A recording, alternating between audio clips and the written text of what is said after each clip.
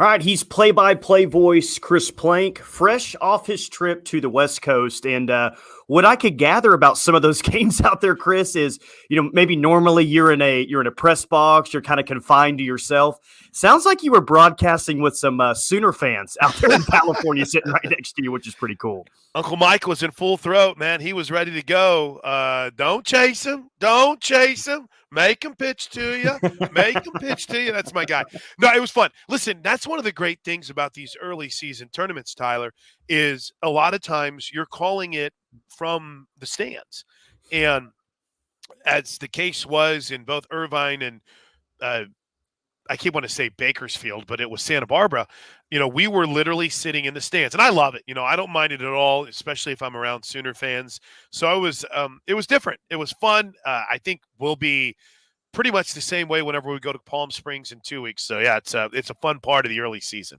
Successful weekend. I would be interested to know, like, from a national perspective. Obviously, OU was the preseason favorite to win the national championship. Every single poll unanimously had the Sooners at number one. But do you think that there's even a more overwhelming feeling that OU is the best team in softball, seeing as if there was a question mark, it was in the circle? And in my opinion, that was the brightest part of this entire weekend in California.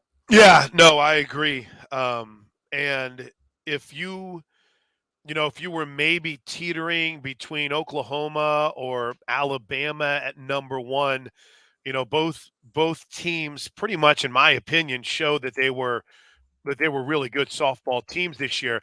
I think Oklahoma just showed kind of an over-the-top grip that not many people were ready for, and I don't mean that in any pun way at all. It's just they went out and they destroyed the number 3 team in the country and ran roughshod through the weekend. I mean, Mississippi State's a good team, Tyler. Mississippi State's a tournament team, and they ruled them 9-0. So that kind of gives you an idea of just how good they were. And again, there's going to be some early season losses, like Oklahoma State losing, being in some tight games. That's going to happen. I'm not I'm not real high on Oklahoma State this year as I have been maybe last year, but I'd love to see them prove me wrong, right? Because that only makes Oklahoma better. But if you're looking at I was trying to pull them up here while we were talking about it, but if you look at the rankings for like the NFCA in the top 25, to me, it's Oklahoma hands down. Yeah. And Alabama made a nice claim to number 2, but it shows you how highly people thought of Oklahoma in that they beat UCLA, and UCLA didn't drop a spot, right? They stayed at number 3. That's how highly people think of Oklahoma. So I was pumped. I thought it was a really, really solid start to the season. And now, listen, I've got my mind set for Texas, Houston, Texas this weekend. Houston always plays Oklahoma tough, at least in the first game of the series, and it should be a tough one for the Sooners come Friday afternoon. Yeah, and before we preview that series, we got to talk some Jordy ball. And I made the point on the previous episode. I think there's 2 ways to look at the illegal pitches that happened, which, by the way, is a pretty minor footnote in the storyline that came out of that UCLA game. You can look at it and say, uh-oh, is this her flaw? Is there an issue with this moving forward? Or I kind of had the thought playing like, I thought that made her performance even more impressive. Out on the West Coast playing UCLA, like that was a chance for UCLA to really get some momentum, a chance for Jordy Ball really to kind of cave under the pressure. And it's like it didn't even happen. Illegal pitches, you've probably never even been called for it that many times in her career, and it still didn't affect her, still had 14 strikeouts. Yeah, and that's what Coach Gasso told me after the game, and I thought it was it was really the story of that game, in that Jordy Ball did not let that get her down. In fact, it seemed as if it made her better as it progressed. It almost just angered her even more. But Tyler, at the core of it, it is something that needs to be fixed, right? Yep. Because you go from, there were 2 that I counted. I was going to go back and try to kind of rescore it. But there were 2 that I counted that took away strikeouts, right? Where I'm like, she struck her out, and you see her walking back to the dugout, the UCLA player, then all of a sudden she turns and heads back to home plate. You're like, whoa, what just happened there? It's like illegal pitch. There were at least 2 times of the 6 that I had called, maybe 7, there were at least 2 times that it took a 2-2 count to 3-1. And one other time, I think it took a 1-2 count to 2 balls and a strike. So thankfully they've adjusted the rules to make it a little less harsh. But in the end, I mean, it's something that needs to be fixed. And for those, listen, here on Time and Envy, Tyler, we get to talk all things softball. I know you had DJ Sanchez on talking about it in depth. It's simply an issue where that foot is losing contact with the ground. Mm-hmm. And that's it. Now, she has a problem where sometimes she'll slide her front foot, maybe it's her left foot, when she's playing a little bit off the rubber, and it's got to stay on, as you go into your motion, and she'll slide that forward a little bit. But, for her, it was that foot coming off, and Patty Gasso told us she was aware of it. They're working on it. It's got to maintain contact, dragging with the ground, or you're going to be called for it, and everyone's going to be looking for it now the rest of the season. But you're right. Didn't seem to bother her at all on Saturday. Jordy, Big 12 Pitcher of the Week. One national publication had her National Player of the Week. Tiare Jennings, Big 12 Player of the Week.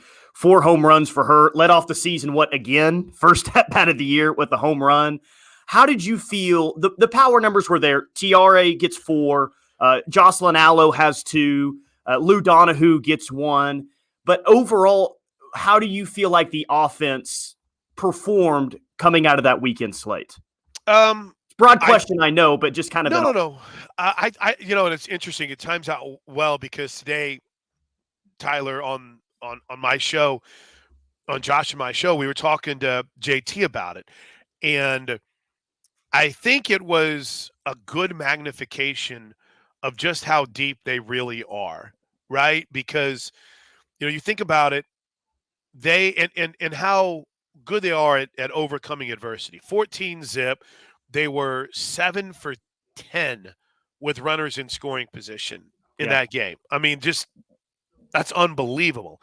They struggled a little bit the rest of the weekend with runners in scoring position, but like, for instance, against Loyola Marymount, they didn't play a great game.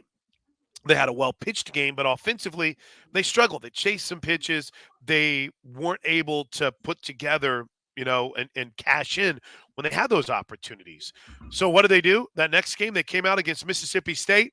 Boom, out of the gates, just run after run after run, clutch hit after clutch hit, home runs from Donahue and a home run from Grace Green. So they kind of took maybe the frustration of a game against Loyola Marymount, and then you saw that improve in the win over Mississippi State.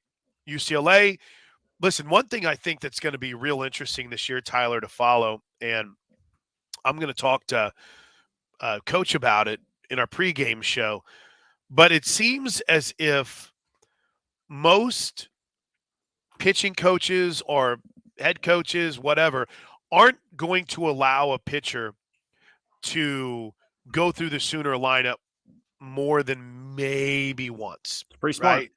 And because, again, that whole theory is you see a pitcher twice, that's what Loyola Marymount did. You see a pitcher twice, suddenly you start getting that rhythm. And Oklahoma did that against Mississippi State, did that against San Diego, and even, did that to a certain degree against UCSB.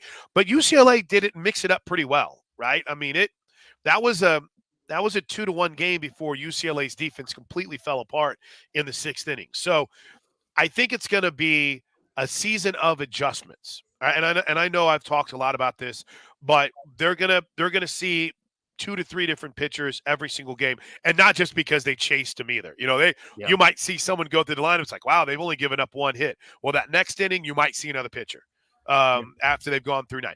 And the other thing, it showcases the depth in that Grace Lyons had started every single game she'd ever played at Oklahoma. I think it was like 151 or 2. And she came off the bench Sunday because she had struggled at the plate. You were able to give her a rest and have her see the game from a different perspective. And what did she do when she got an opportunity? She went in and got a base hit. You can take Kinsey Hansen and give her a rest day. She had caught the first 4 games of the season just about every single inning. You put Lindsey Elam in there and you're fine. So the depth was showcased, I think, from this Sooner offense this weekend. 5 games in 3 days coming up. Doubleheader on Friday, doubleheader on Saturday. Going to play Houston and McNeese State. Then you got an early game on Sunday. We'll see former Sooner Kristen Vesely, head coach of the Houston Cougars. You mentioned earlier that they've been a tough opponent at times in the past.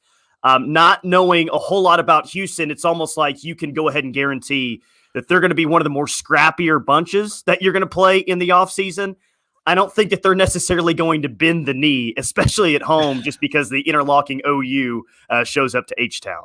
Yeah, and you go back to their opening weekend, and they played a pretty challenging slate this past weekend, and you know they they beat um, they beat a couple of good teams, but they also lost to Texas Tech, and I don't listen. Texas Tech has they've got some decent pitching, right? And who was it? Fritz from Tech went with the complete game one hitter against Houston this weekend. So it's going to be fascinating to follow her.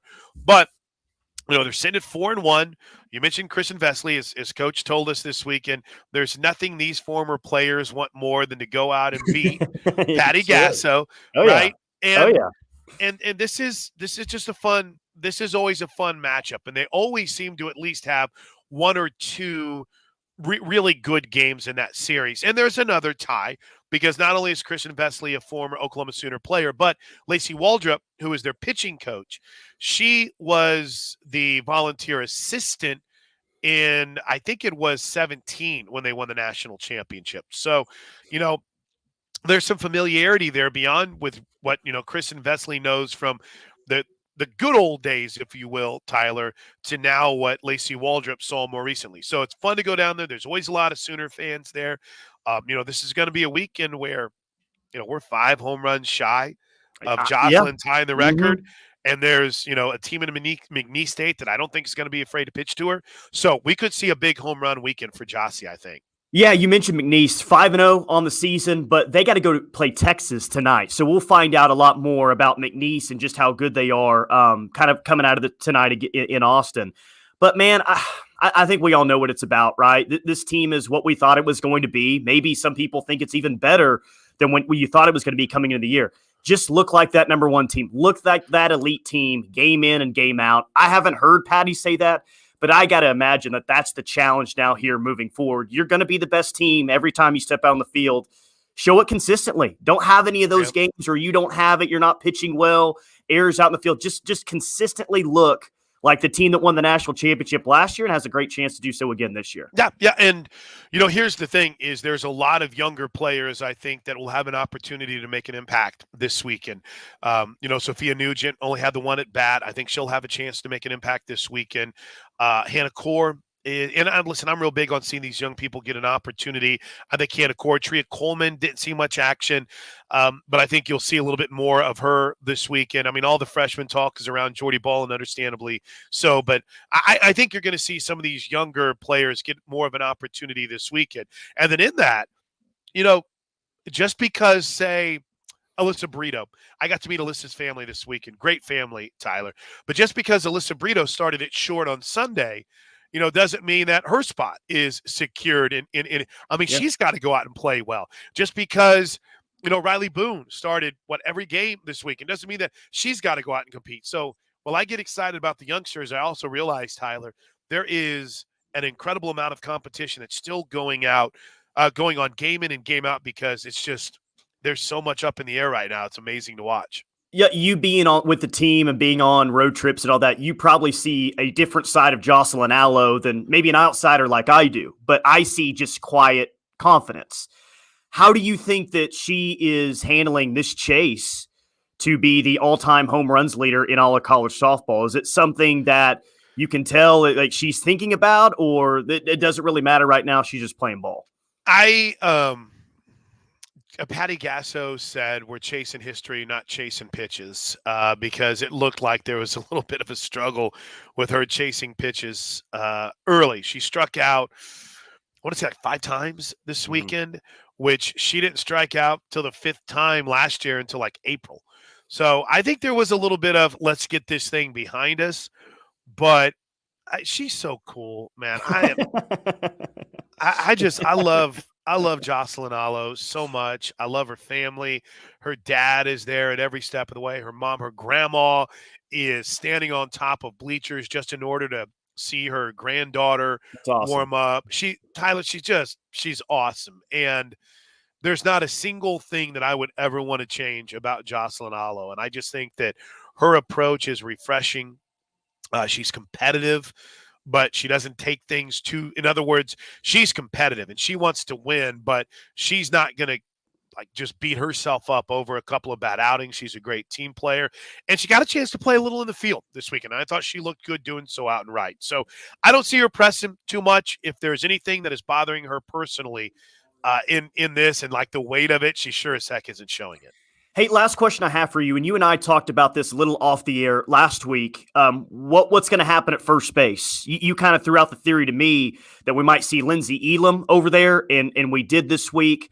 What are your thoughts on who's going to be playing out on the field in first base as we move forward? Is it still going to be kind of a committee approach, or like how's that going to look? Yeah, I think you're going to see a lot of different bodies at first base. I thought Grace Green looked really good over at first base on Thursday. She made a couple of big stretches to preserve the perfect game. I think Taylon Snow is really good over at first base, and she had some clutch hits. Lindsey Elam still learning the position, but has really looked good. Kinsey Hansen can play over there. We brought Jada Coleman started like 5 games at first base last year, but she's pretty much entrenched in center field. I think Jana Johns could play over there eventually. So there's 5 that I mentioned. And you saw 3 of them play first base this weekend. It's a position where Patty wants an athlete. She wants an athlete at first base. And I'm really intrigued to see what that looks like this weekend because, Grace Green came in at first base and played well, then got to start at DP and was on base at 2 over 3 at bats. And I think she's trying to show that she belongs in this lineup. And I think that's going to be a fascinating name to keep an eye on this year in that battle over at first base. Okay, I lied. I got one more. The storyline on Twitter on Saturday is everyone was mad that you had to pay $30 for a Flows softball account to watch OU and UCLA. I just listened to you all weekend long, though I also got the Flows softball, but it wasn't that great of a broadcast. You know that by now. Did you sense any frustration with the staff that not only last weekend were games hard to watch, but you got a couple of games on ESPN Plus this weekend, but still you're not getting the access on TV that this team deserves? Is there some frustration from the staff with that? Well, I would say that there's always frustration whenever you're not getting the coverage that you feel like you deserve. But I also think everyone around the program sees it's a process. Like, for instance, I tend to think, and I'll try not to go too long on this, I tend to think that pushing back the Super Bowl hurt the opening weekend of softball more than anything, right? Yeah, because good point. ESPN has so many resources dedicated to the Super Bowl, and understandably so. It's the most watched event. And even though they're not carrying it, I mean, I'm a sports fan, so I'm watching during the week for Super Bowl coverage, and I'm not watching NBC. I'm watching ESPN. And I think they had you look, Tyler, even their season opening tournament that ESPN has put on is pushed to this weekend, and their Sunday game is on ESPN. So I think there's frustration when you get a matchup like Oklahoma UCLA and it's on Flow softball, and you can obviously tell that their broadcasters are remote and they don't really know what's going on, and that's not a knock on them. I mean, it sucks to have to call from afar, but this isn't the first game. This isn't the first game that Flow softball did. This isn't the first time that they've ever broadcast a game. And, I know we go through this a lot with fans at Sooner Vision because, you want a 2-3 camera shoot, and sometimes that's just not reality. But they've got to be better. And I think they know that too. But that was really, really tough, I think, for fans to have to go through the process of paying for it and then getting that quality of a broadcast. It's very frustrating. He's Chris Plank, OU softball play-by-play voice. As always, man, we appreciate your help. All right, man. Thanks, Tyler. Have a great rest of the pod, man.